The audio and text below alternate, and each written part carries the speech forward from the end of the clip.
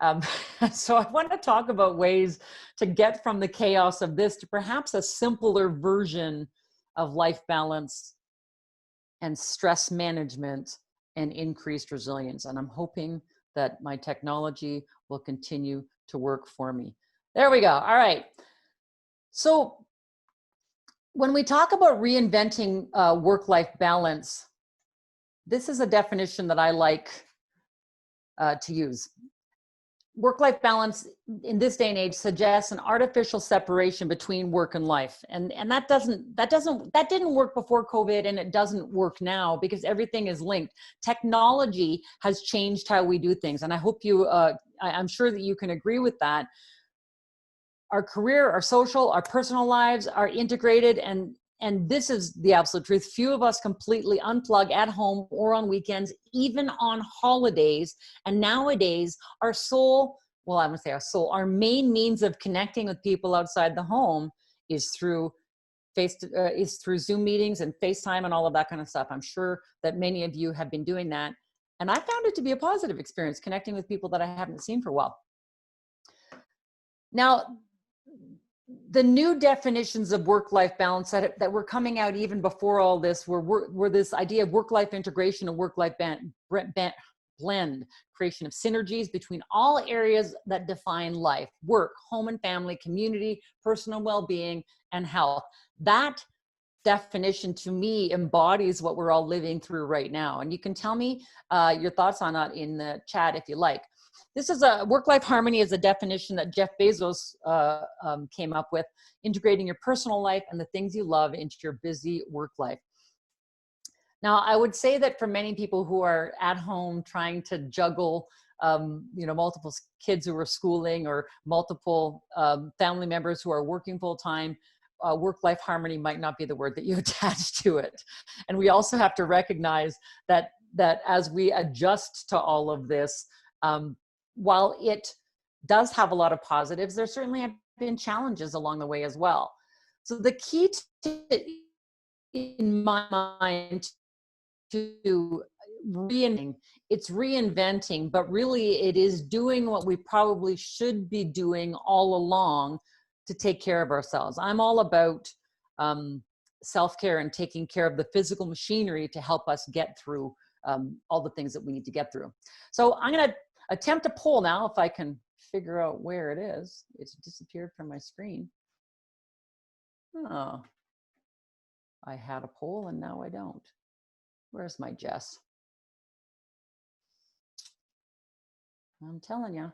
All right, so we're going to use the chat. We're going to use the chat because that's going to simplify technology for me. And I'll tell you right now, I am very technologically capable, but somehow the devil is on my shoulder tonight. So using the chat box, on a scale from 1 to 10, how much has COVID disrupted your work-life balance? Just put a number into the chat box, and I got to make sure that I'm seeing everybody.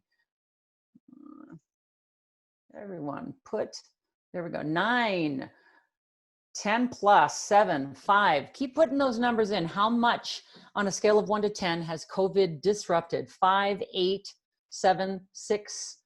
Any other ones coming through? How much is it disrupted? 6. So we're kind of right down the middle with many of you.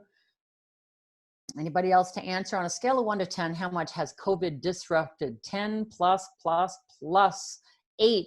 It's crazy times. And so you'll see that some people are kind of right down the middle. Yeah, I'm making it work. And some of you are going, oh my gosh, please let this end. Now, the second part of this then, because I use the word disrupted. And for some of you, that could be on the positive side. So the next question then is in the chat, is that number good, bad, or I don't know yet? Just put IDKY if I don't know yet. Is that number good? Is the disruption good? Is it bad? Or are you kind of hanging in this I don't know yet space? Put it into the chat. Bad, good, bad. Yep. Good, bad, half and half again. And I want you all to see these responses, some good, lots of bad, because we're all kind of in this together. And you see that some people are going to be managing it better than others. And it's all based on circumstance. It's all based on the work you have. It's based on how many people you're at home with or people that you're not at home with. Shauna's saying 50-50, some good, lots of bad for Kathleen. Keep on putting those answers in there. Everybody is going to be managing this difference. And if you can think back to, good gosh, I can't even believe I'm saying this, almost 7 weeks ago since we started this self-isolation.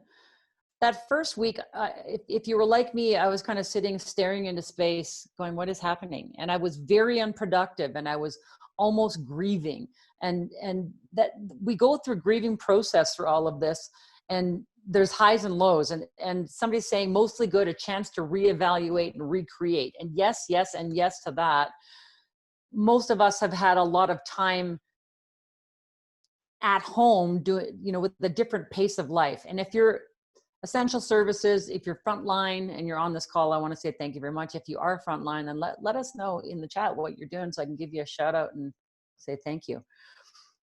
Good, bad, or I don't know yet. And here's the I don't know yet. Things are changing. And once we get to the other side of this, life as we know it is likely going to be quite different as well. So this is where resilience and self-care can really help us, to arm us with capacity, to arm us with strength and confidence and health and energy to navigate whatever it is that's going to come our way. So let's take a look at that. This is my definition of work-life balance: having the ideal mix of people, personal health, purpose, play, and prosperity that you need to create the life and career that you want.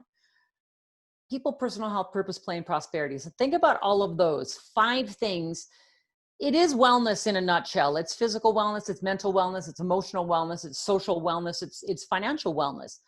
We need to spend time in each of these areas in order to have balance, in order to have success. Ideally, we would have high levels in each. So let's talk about what each of these are and see where you are on them right now. So the people part, the people part of this equation is everybody that your life touches, or people that touch you in family, your relationships, friends, coworkers. These days, I mean, it's the mail carrier who's delivering my mail. It's any human person that's coming to my door. Before COVID, it would be the person that you'd buy coffee from as you head into the office. All of these people that we connect with give and take energy and help us feel more energetic or more drained. Now, here's the interesting thing about our people experiences during self-isolation. Connection is more important now than it ever has been. Connection with family, connection with friends outside the home. If you are self-isolating by yourself, connecting with people is very, very important and very valuable. In our work environments, we are connecting with people through screens, a lot more time on the phones, a lot more time texting. And so we're learning a different way of being. I think that it's as important as ever to connect with people and to do so in meaningful ways. And this is what I will say about connections during COVID. It's very important that we choose our connections wisely and that we provide the right kind of support when we have the capacity to do that, but also to not allow negative energy into our surroundings if we can, if we can avoid that. I've got somebody saying that I'm fading out. Is that happening to others? I'm fading in and out. I'm just going to pause for just a second here, and I'm going to make sure that my internet is not being stolen by other people in my house. Hold the phone. I'm coming right back.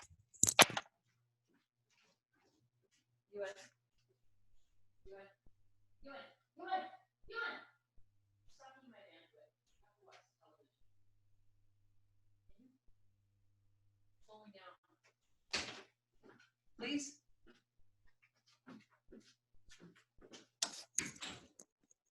I have somebody watching Netflix in my house, so here we go. Let's see if that helps. Is anybody having the kind of day that I'm having? Welcome to Life Balance under COVID. All right. So think about the people in your life. How do the people in your life make you feel? It's important for us to surround ourselves with positive, responsible, supportive people, to connect with people who are, people are going to be challenged. And I'm not saying we turn our backs on people who are constantly negative throughout this, but do your best to surround yourself with people that fill you up and make you feel happy and healthy and supported, if you will. Now, the personal health piece, to me, Jessica and I met through the fitness industry. We both have similar degrees in, masters in exercise science, and we're both certified exercise physiologists. So both of us put high stakes in physical health for personal and professional growth. And as members of the Glencoe Club, you know what you have access to. This is a really important one, I think, for resilience, not only physically, but mentally and emotionally. This includes your exercise, your food, your sleep, your stress management, the habits that you have, good or bad, mental health practices, emotional wellness, everything that you do to take care of the physical machinery. Some of you I know have probably upped your health game since self-isolation, and some of you might be saying, not as good. We'll talk about that one in a moment in terms of where you're at. But if you're like me, in full disclosure, I'm one of the people that's been baking bread, and I haven't normally eaten a ton of bread, but I'm loving, home baked bread. And I'm also, I have a little bit more wine than I normally would. And I'm also exercising more. So I'm trying to find that balance. We're going to talk about this one towards the end of the presentation, but I want you to think about the ways that you are managing your personal health. To my mind, it should be a daily endeavor to get some sort of movement, to eat as healthfully as you can, and to minimize the bad habits. So we'll talk about that in a moment. The third P is purpose. This one includes career, volunteering, community, philanthropy, the things that you do to kind of fill yourself up. It can be the work that you do. And I'll tell you right now, normally I travel all across North America giving talks to different organizations, anywhere from 1 to 3 times a week. I'm on a plane a lot, and I'm in front of live audiences a lot. Since March 13th, that has been wiped clean from my slate. I can no longer teach the cycle classes that I love, so I'm just craving this kind of things, craving interaction. And so my purpose has been a little bit shifted, and I don't know about any of you if you feel that as well, especially if you find yourself out of work, or if you find yourself kind of wondering what's happening next. Purpose can be definitely threatened right now, but it's just as important. So I want you to think about the ways that you can contribute, however small, and it could be getting groceries for an elderly neighbor. It could be, connecting online with organizations that need a hand, or doing things around COVID-related help, volunteering in the community. Or it could simply be, my purpose right now is to make sure that my family is well. My purpose right now is to make sure that I've got financial means and all of those types of things. That can be enough. And so you might have, you might be, or you might know people who are helping on a grand scale and creating all sorts of opportunities to give back. And if you don't have that capacity right now, that's okay. If you do, that's fantastic. Like I said, everybody deals with stress differently. And so we have to figure out our way through this, and know that whatever we decide is right for us is enough. It's good enough for us right now. I did a video on my YouTube, and I'll share that information later, on coping during COVID and why it's normal not to feel normal, because there's a lot going on right now, and you might be stressed out, or you might be riding the wave and doing just fine, and everything in between, and it's all okay. So people, personal health, purpose. This fourth one should be fun, and that is play. We need to nurture ourselves through leisure, through hobbies, through fun, through adventure. We need to have those moments. I have even now, even when the stress is high, especially when the stress is high, I have a coaching client who works for an organization that basically had to pivot at the 11th hour, as many organizations have had to. And she has been working nonstop, even through weekends, right since mid-March, when we all came into self-isolation, because she felt that she had to. A lot of her coworkers have young families at home, and multiple partners in the house that are working. She's single and lives by herself. And so she threw herself into her job to basically rescue her coworkers. And as a result, she kind of came into this place of complete burnout, because she hasn't had any time for things that are fun and connecting and, you know, exercise even.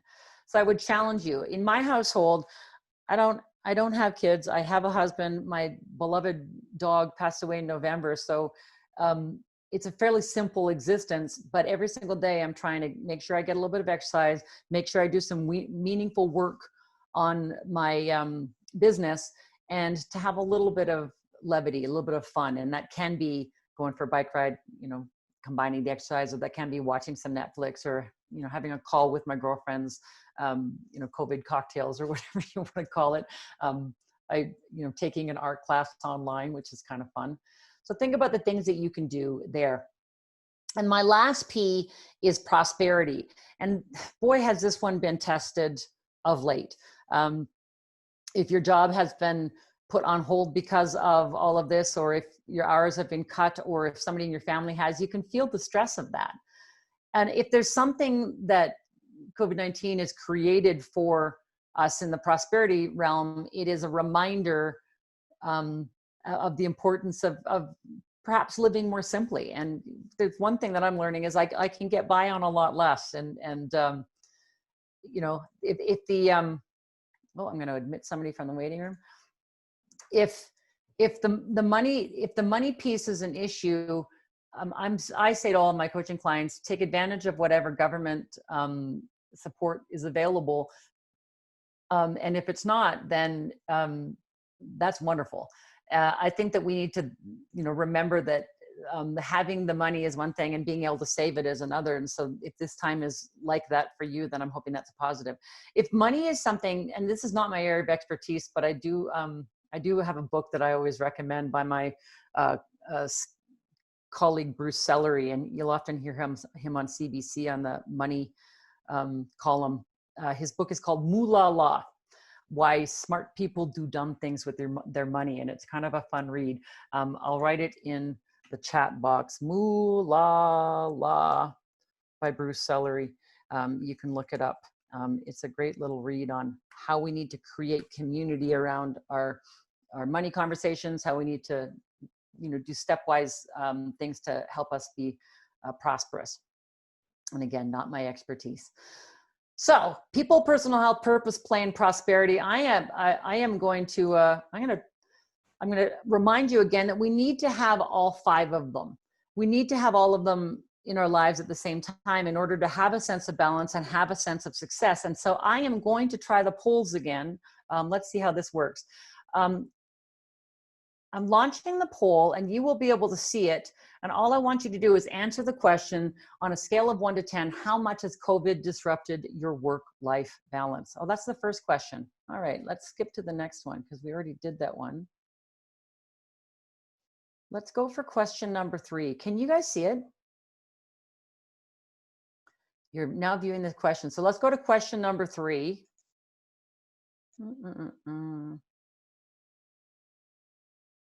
Good, must, SOLL. I can't. I'm not having luck with the polls, am I? You have to scroll down in order to find the questions, but then you can answer them. You should be able to answer them. Are you able to answer question number 3? Which of the 5 Ps do you manage best right now? It's not working.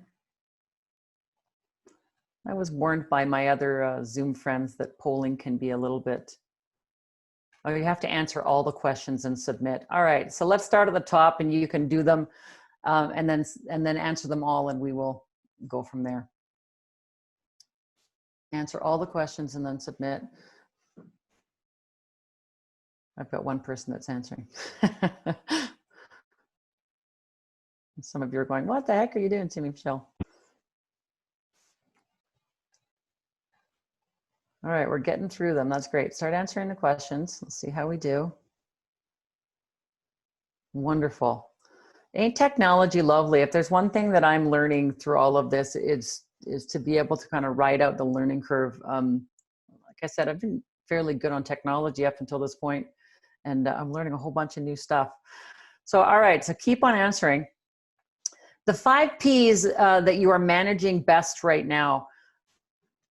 That's the one I'm interested in at current. Personal health is the highest at 44%. People is the next highest at 30%. Managing best. Purpose is 10%. Play. And then which of the 5 P's do you need the most help with? So you can see the answers here. I hope that you can. Oh, I thought the 5th was posterity. Did I spell it wrong? That's funny. Take a look at these answers. And, you know, I've done this poll twice now with 2 other audiences, and it's been remarkably similar. People are high on our list of importance right now. We're taking care of that. Interestingly, in both audiences that I did prior to this one, personal health was very high in one, as it is with you, and very low in the other. So at 55%, I'm glad that your relationship with the Glencoe Club is helping you to keep that personal health high. Purpose is pretty high for this group. That's wonderful. And prosperity. No, sorry, I've got that wrong. Purpose is low, play is low, and which 5 do you need the most help with? Highest one there is prosperity, and that doesn't surprise me. So this is just a little kind of a visual for you guys to get a sense of where everybody's at, and again, to recognize that we're kind of in this alone. So, all right, I'm gonna get rid of the results here. Gotta love that technology. All right, so many of you might have seen this. It was a tweet that came out a little while ago where by a business person in the US, and people were either loving the quote or hating it. If you don't come out of this quarantine with either a new skill, starting what you've been putting off, or more knowledge, you didn't ever lack the time, you lack the discipline. Now, I know some of you might be going, yes, I'm getting stuff done, and that's fantastic. But a lot of you might be going, oh, are you kidding me? I've been doing a lot of radio interviews on topics almost always related to this particular question, because at this point in our lives, with everything that's going on, one thing that we do not need to do is put pressure on ourselves to start something new, to write the book, or to start the business, or to learn a language, or learn guitar. Now, here's what I'll say. If that is in your wheelhouse and you're already on it, I say keep doing what you're doing. But if you're feeling this weighty pressure to take on something new, just set that to the side. I'm going to tell you why in a moment here. I have a number of speaker colleagues that are cranking out the books in 6 weeks, and I literally just finished writing my next book in January.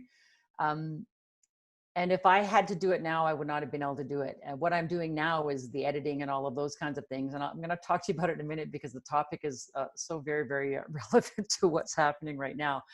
So in the chat box, because I want to engage you a little bit, are you kind of a yay or nay for this particular tweet quote that I'm sharing on the screen right now?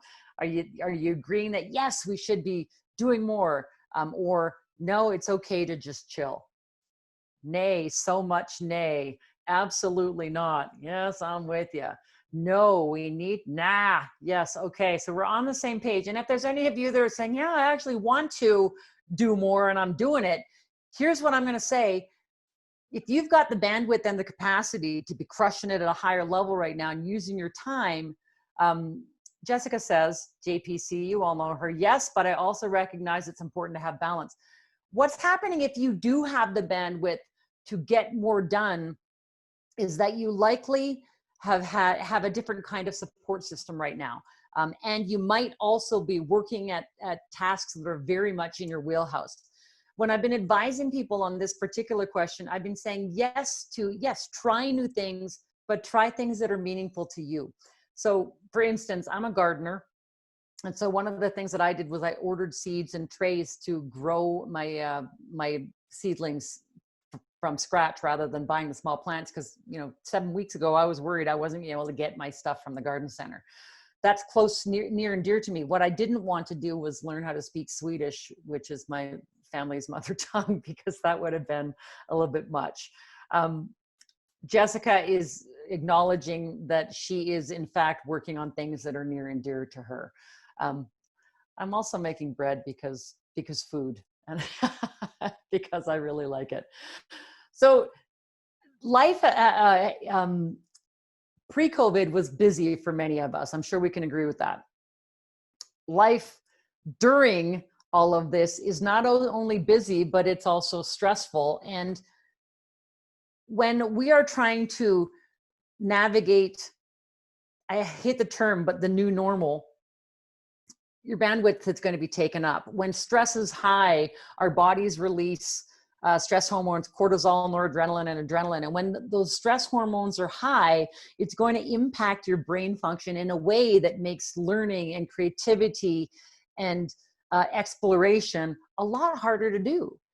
So right now, it's about squaring our shoulders and saying, all right, what needs my attention right in front of me right now? If you're finding it difficult to stretch your wings and try new things, it's your physiology that's saying, you know what, I can't do this right now. And that is absolutely all right. Our body knows what it needs, and it'll tell us in many, many ways through fatigue and distraction and mood and all of those types of things. Listen to your body because it knows what it needs. I'm sure many of you have experienced times over the last several weeks where you just needed to get outside to go for a walk. You just needed to get out of the confines of your house, or you needed to get off your sofa because you realized, oh, I'm sitting around watching too much TV, or whatever it might be. I found myself sitting at my desk far longer than I normally would because my existence is such that I would be getting on a plane every other week. Alex says, not sure our bodies need all those fresh baked carbs. I'm so with you on that. Jessica says she takes the kids and dogs for drives. When we listen to our body, when we can be pause long enough to listen to what it says, it's usually pretty accurate. So I want to talk about stress for a moment. When we're talking about resilience and stress are inextricably linked. So we talk about resilience as the capacity to recover quickly from difficulties. Toughness, I call it bounce as well. Another definition, the ability of a substance or shape. Elasticity. I don't like that second one as much. When our stress management tactics are low, our resilience will also be low.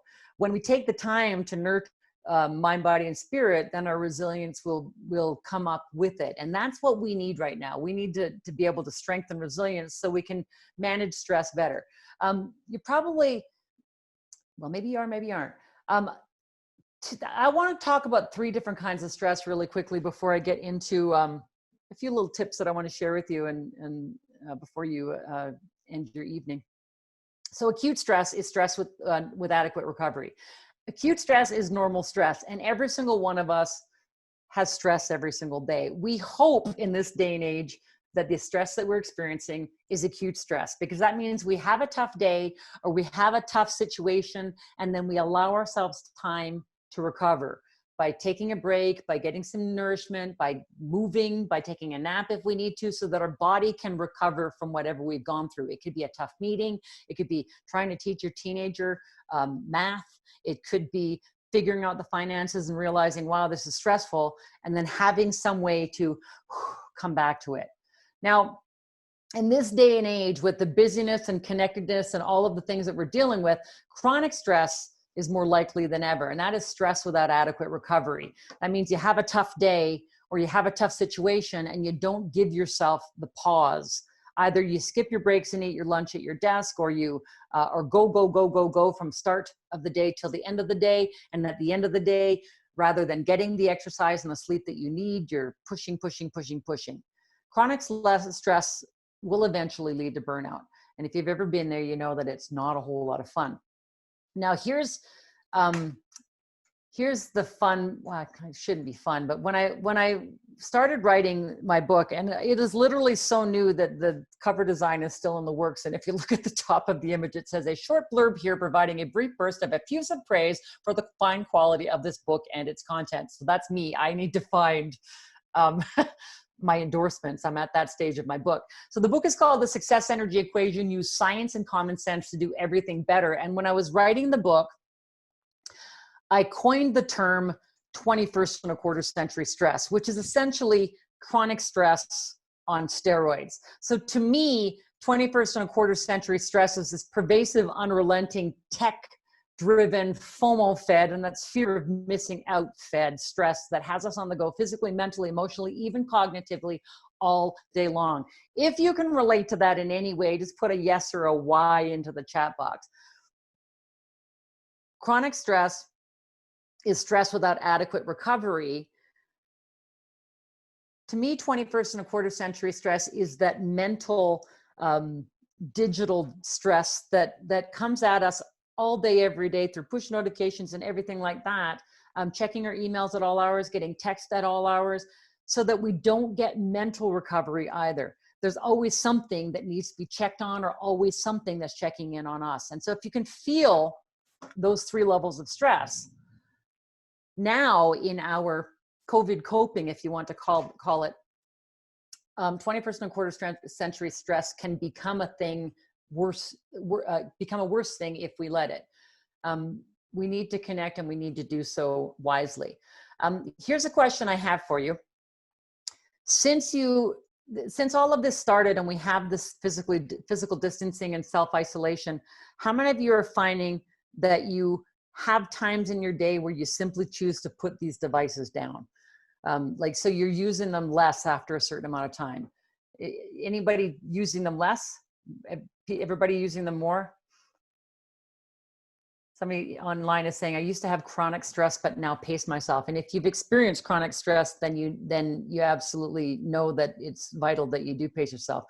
Alex is saying so much more, absolutely more. Everybody seems to be using it more. Pamela says she's using it way less. So that's interesting.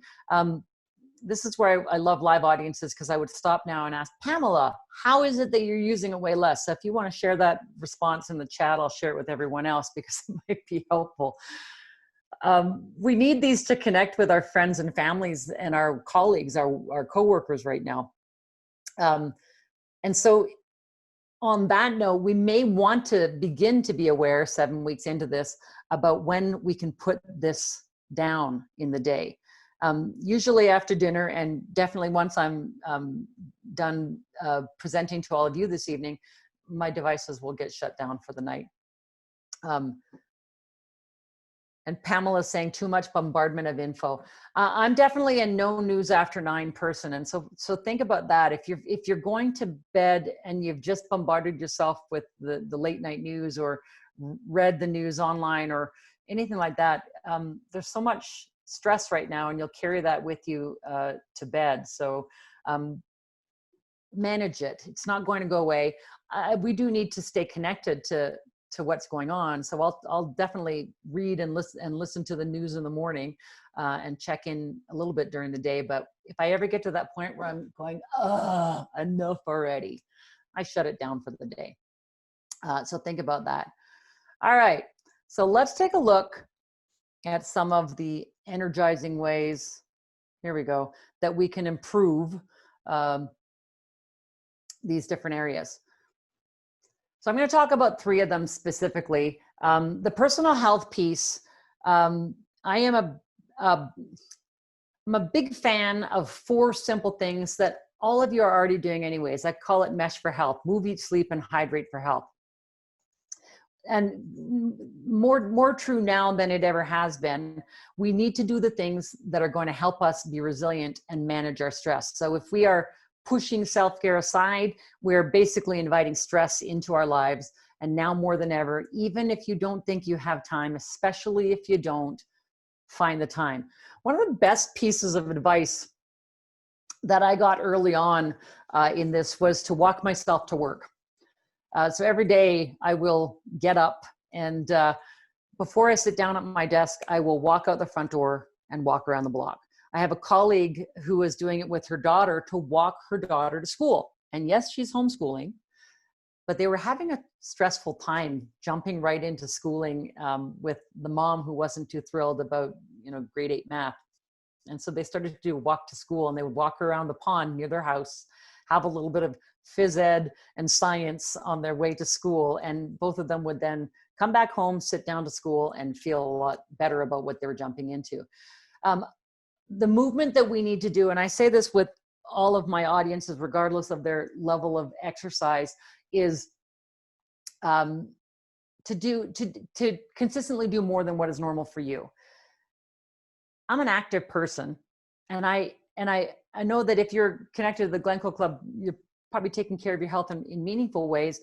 But I guarantee that since we all came into this physical distancing and self-isolation, we are down thousands of steps a day simply because we're not in our normal routine of, walking to our car, driving to our office, walking to meetings, walking to lunch, coffee, whatever it might be, walking to get, to go shopping, or all those steps are gone. And so if you're not a daily exerciser, I think during COVID you should be. And I'm not talking about, Jess's high intensity classes. I'm talking about short bouts of regular exercise. Let me know what kinds of things in the chat box that you've been doing to take care of that aspect. It's a simple one. If you're somebody who's been saying, I've always wanted to start prioritizing my exercise, now is the time to do it. And you can start small with a walk around the block. If you don't have time, take a walk around the block.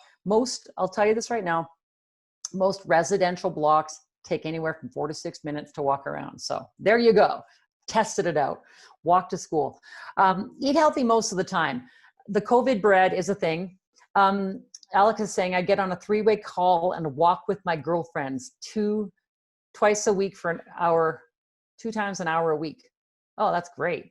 I call my mom in BC when I do my walks, and my sisters who are also in BC, which is a great way to connect. Eat healthy most of the time. COVID bread, anyone?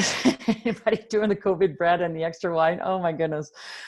I'm going to share a couple of videos that I've done. I'm going to share them with Jess so she can share them with you. I actually did a video on the science and common sense behind our pandemic bread obsession. There's a reason why so many people are baking, not just bread, but baking and cooking and comfort food. There's scientific reasons behind that. And so I'll share the video with Jess and she can share it with you, because it helped me feel better about the fact that I'm carving it up a little bit more. So eating healthy most of the time means, we're at home, and you might just walk by the cupboard and grab a snack, walk by the fridge and grab a snack. Try to make your routine as regular at home as it would be if you're outside the house. So, your regular meals and healthy eating. And I'm not sponsored, but I will say this. I have been using Good Food or HelloFresh, those box ones, every now and then, just to shake things up. And that's kind of been interesting. Watch the alcohol consumption, because yes, across this country, we are selling more beer and wine. It's a great stress reliever, but as with anything else, in moderation. Sleep as a priority. I'm going to take a look. Baking lots too. Yes. Pamela says Zoom exercise classes. Yes, there's some great ones. Driving somewhere within Calgary area, park the car and start walking. Been to Olds, Chestermere, High River, Bragg Creek, et cetera, et cetera. Have had very little appetite, drinking lots of water. Yes.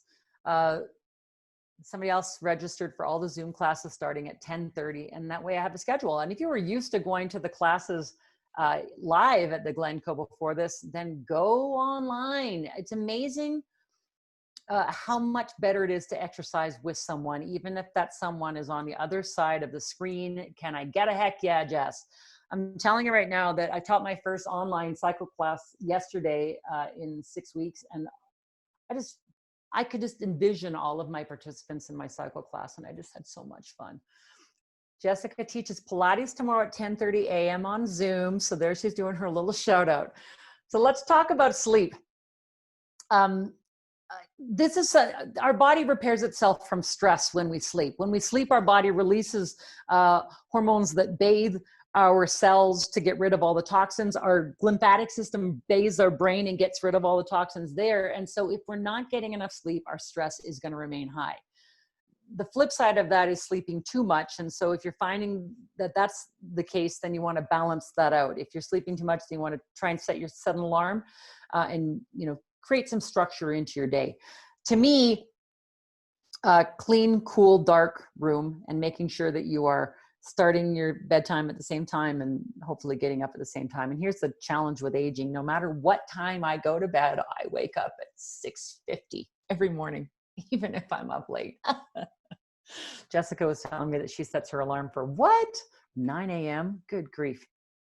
And the fourth of my non-negotiables is hydrate, hydrate, hydrate. Our bodies are made of 50 to 70% water. So if you're not drinking enough hydrating fluids, those same cells will shrivel up and you'll be listless. Your memory won't be as good. Your attention span won't be as good. Water is an energizer throughout the day, just to keep our systems moving well and to combat the extra alcohol if you're drinking that. So make sure that you're hydrating. Those are my 4 non-negotiables, and they seem pretty simple and nothing that you don't know. So this is what I will say. Small steps in each of those areas. Do what you can now to create the schedule that you need to keep health on the front of mind. What we don't want to do during this time is completely disrupt everything that we had in place prior to, so that we then have to rebuild our health and energy when we get back to quote unquote normal. Because at the moment, this is our normal. And, while it is going to come to an end, it's, we're going to be dealing with this for a little while. And so physical health and the capacity it gives you mentally, emotionally, and emotionally, and even cognitively is pretty darn powerful. Somebody said, I'm eating all the time. I'll be a pandemic pumpkin at the end of this. I love the sense of humor that you all have. I have the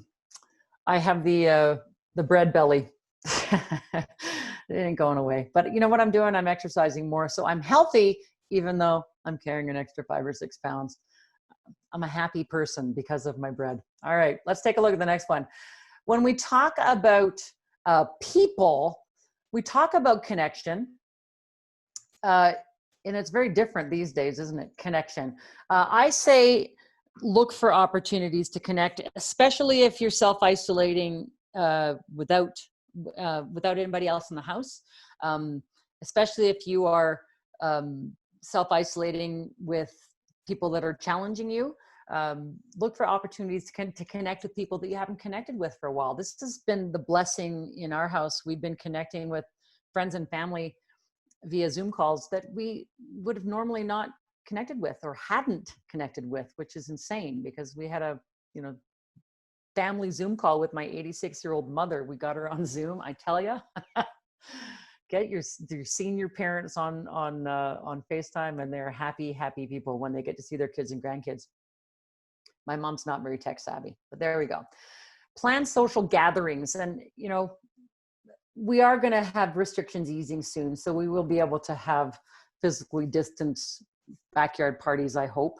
But if you're like me, I've been connecting for Zoom visits with friends and family, connecting with friends that are self-isolating on their own and all of that kind of stuff. Plan them and get them in your schedule, because let me know in the chat whether you've been doing any, COVID cocktail chats or anything like that, because they really are quite fun. Really quite positive. Talk, don't text. And so because we are on our devices an awful lot, tomorrow I'm getting onto a business call with a colleague, and we decided that we're going to phone rather than Zoom, because we just needed a break from screen time. And that way, neither of us has to do our hair. Alex is saying, playing online board games with friends and group chatting while doing that. I want to know what board games you can play online. That would be super fun. Any opportunity to have conversations? All of them. All right. Okay. So I'll have to get creative then, because I was trying to figure out you can't do card games because you need a card deck, right? Tabletop Simulator on Steam. Is that the app? Okay, great. We've got some new, Alex is suggesting we all get online with games, which is super fun. How many of you are doing puzzles nowadays? The last one on this connect piece is to kind of walk through our day, head up and eyes open. And, by that, I'm inviting new ways to connect with your neighbors, with the people on the pathways, with the people that you're buying groceries from, anybody that's kind of out there in the world that you might not normally have connected with. I work out of my home, and I have done for many years prior to this. And every day the mail carrier comes and drops off my mail. And I don't know what it is, but since I can see out the front and see that the mail carrier is coming, dropped off the mail. And ever since I've been in self-isolation, every time I see him come, I go and get the mail and I yell a thank you. It just makes me feel better. He gives a little wave, and just that little opportunity to connect with somebody other than my husband, who I also quite like, so that I'm lucky that way. But look for those opportunities. I think about all of the wonderful people who are doing the frontline work out there in grocery stores and delivery, and the risk they're putting themselves at. And so, you know, as best I can, I'm trying to be kind to all those people, because you know, when we're stressed out, if we're not working in the essential services, we can go home. Lots of puzzles, talking with cousins across the continent. And I think that it's important for us to appreciate those simpler pleasures that we now have a little bit more time for. And when all of this ends, to remember what it is that we like about what's happening now, and to carry that into what comes next.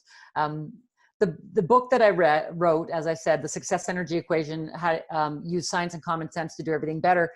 It is talking about doing all of the things that we're doing right now. So the book talks about getting present, being more in the moment, being less connected, so that you can get clear about what's important to you. And the very interesting thing is we're all being forced into that now. And so the book, which comes out in September, is in essence going to be a guide to help people continue to do the positives that they gained from this. And I implore you to think about that. All right, the last one before we wind up here is this idea of recharge. And this one relates to play, but it also relates to you know, personal health. And in many ways it relates to purpose. In order to feel energized every single day, we have to do things that are meaningful to us. So to find those opportunities to do the things that you enjoy,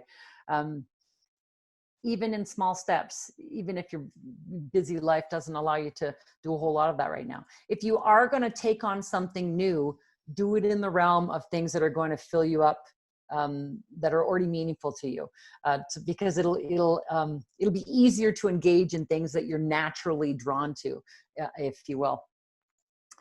Try something new.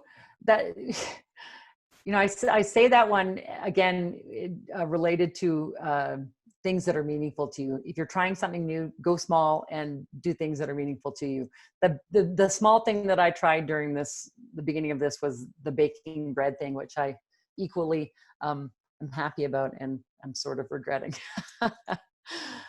Take quality breaks. If you are working from home, your schedule will have a different flow than when you were working outside of the home. And I've noticed that I will be sitting for longer periods of time, even though I'm used to working from home. But what I would normally have is opportunities to leave and go present, or opportunities to leave and go teach a class, what I call micro lifts. Throughout our day, we're going to have micro lifts throughout our day that are going to help us kind of separate from the work. So we'll get up and go grab a coffee, or we'll go across the office and talk to a coworker, or we'll go to the gym. We don't have those as much now. And so it's very important that you take the quality breaks, that you remember to, if you have to, set a timer and get up I'm a big fan of, 5 minutes every 19 minutes, but, to at least take your coffee break in the morning, take your proper lunch away from your desk, coffee break in the afternoon. If you want to get creative, then have lunch with a friend on Zoom, and listen to your body. I'm going to say that again. Anything that has to do with resilience is going to be better when you pause long enough to listen to what your body is asking you that it needs. And right now, it may be asking for very different things. And so you might be thinking, oh, well, that can't be right. I'm normally really resilient, or I'm normally really energetic. And you find yourself tired or anxious, or things like that. So listen to your body. I'm going to share a number of videos with Jess. One of them is the bread making one. One of them is coping during COVID, why it's normal not to feel normal. And there might be one other one that I'll share as well. They're all short. And so and of course the video on my failed success energy equation, because it's kind of fun. All right, so think about the things now. And I'm going to ask you one more question in the chat before we wind it up for the evening. What will you do differently starting today to boost your resilience and perhaps level off your life balance? What will you do differently? Share something in the chat box. I know it's getting to that time of day. Hey, everybody's so tired. Exercise daily rather than two to three times a week. And I'll say to you, Alex, like I have a few days a week where I do a longer workout, but I do something every day. Drink more water, get more sleep, plan more bike rides, super simple things.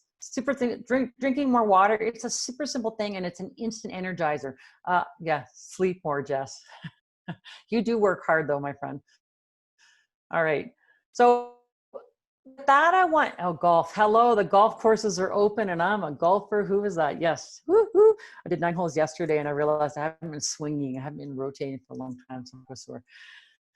So think about what your version of work-life harmony is going to be now to life beyond. More golf in my basement.